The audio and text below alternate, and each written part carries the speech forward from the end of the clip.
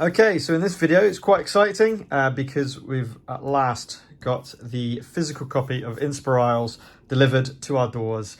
This is the RPG which uses sign language as a core mechanic, which was produced and made by my brother Rich Oxenham by Hatchling Games. And the physical copy is now here, this A5 beautiful thing. The quality is fantastic. The colours come out really well. The page quality is great. You've got no qualms in that. Really chuffed for him. Really pleased with the outcome. So I wanted to talk a little bit about Inspirisles, and the main reason why is because tomorrow, on February the 24th, Thursday, February 24th, he is releasing and kickstarting the expansion, or the kind of like a extension of the worlds for this game, Overisles, which brings in some new mechanics, some new lore, new world, all the rest of its stories and everything else, to expand on Inspirisles itself. And obviously it's another chance to pick up Inspirisles as well. And he's gonna be giving some really quite attractive offers to get people involved into Inspirisles. So the game itself is aimed towards the younger audience as well. So it's all ages, of course. You can play this, the hardcore RPGers, all the way down to kind of like 13 plus. And Rich was running kind of D&D for teenagers before he released this. And he worked with the deaf and hard of hearing community for those adults who need it. So he kind of brought those two things together and came up with this idea, and it's just such a unique and fantastic idea. So how to use this book when you get it? It's kind of like your player's handbook and your DM guide all in one, which is really handy. So it's all in one thing. Overisles will be A5 as well, so you can put it next to each other. As a kind of game series. There's going to be Underisles as well as a later point. So it's split up into, if we go to the content, it's split up into part 1, which is all participants, and then part 2, which is the Grail guide only. And you're really talking about kind of like a welcome, how to RPG, the history. I've kind of gone through this in my channel before. So it is very similar to that prototype. The Pendragon's questing cabin and everything else, but ideally what I love about this, which is really what I want to show you, was if we go to the Grail guide, it talks about all these later things that are going to be happening, all the different places, the test levels, and for each one, like a disbelief battle, examples of how to go through that. So the kind of the mechanics of it and how that would role play, which is really nice, which you rarely see, to be honest. It talks about a lot of these rule sets, give you all the rules that you need to be able to play the game, but they don't give you kind of like narrative or how you would effectively run that as a narrative. So I really like the fact he's added that in. I think that's brilliant. You've got the places, the different areas, the Scrivs tour, which is like all those different areas, and then in the appendix, of course, is probably where you want to be photocopying and then printing out. Is you've got your ASL, your American Sign Language, and your British Sign Language. Rich has already said that he's going to be using ASL and BSL in Overisles right from the get-go. ASL was actually a stretch goal which got released, but he realised that the American audience was much more greater compared to the British. So it made sense to do both, as they are different, so I think that's quite important. So these are really going to be really important.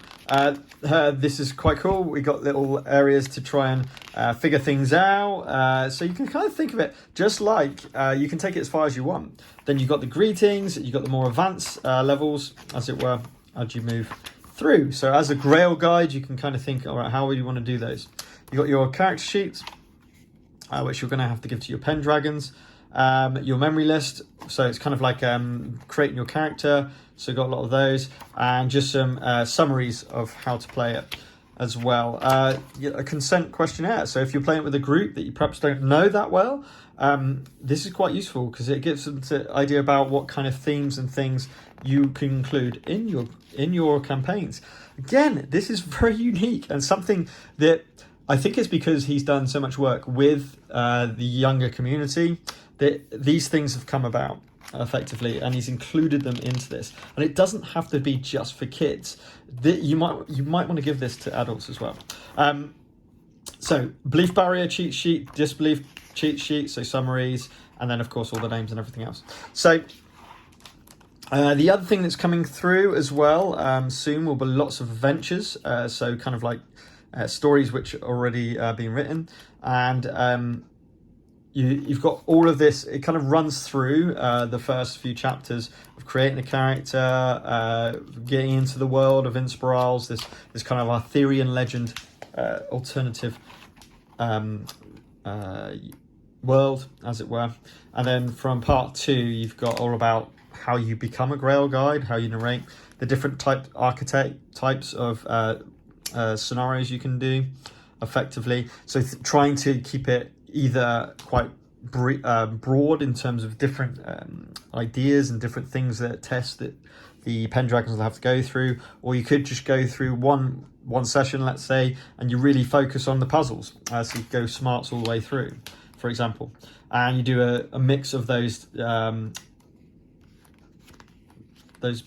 disbelief battles and everything else. So everything is here for you to be able to play the game. Nice concise rule book. It's just so good to get it into the hands and effectively get ready to play. So hopefully, you've got a whole realized world. You've got to remember with completely unique characters and races and all the rest of it. So really, really nice way of doing it all. So yeah, just really chuffed that it's all come out. Obviously, I'm very biased because he is my brother, and I did a bit of work on this as well, just with the mechanics, helping out with the mechanics of the game. But yeah, it's come out really, really well, which bodes so well for Overisles, which is really exciting to come across, and we'll see how that go. Plenty of stuff about inspirations, about how to use belief. Disbelief rumors, the calamity meter, everything is in here. Easy to follow, easy to kind of understand as you go through and create your campaigns and run your group to learn sign language. And it's one of those. As a teacher, you kind of see how the route he's gone through with how you work through a campaign. You start with obviously the ABCs, as you would do as a kid. If you're learning a language for the first time, you go through your ABCs, right? So your ASL and your BSL in terms of finger spelling. You go through numbers. Then you test that. So a really nice part of this game is reflection.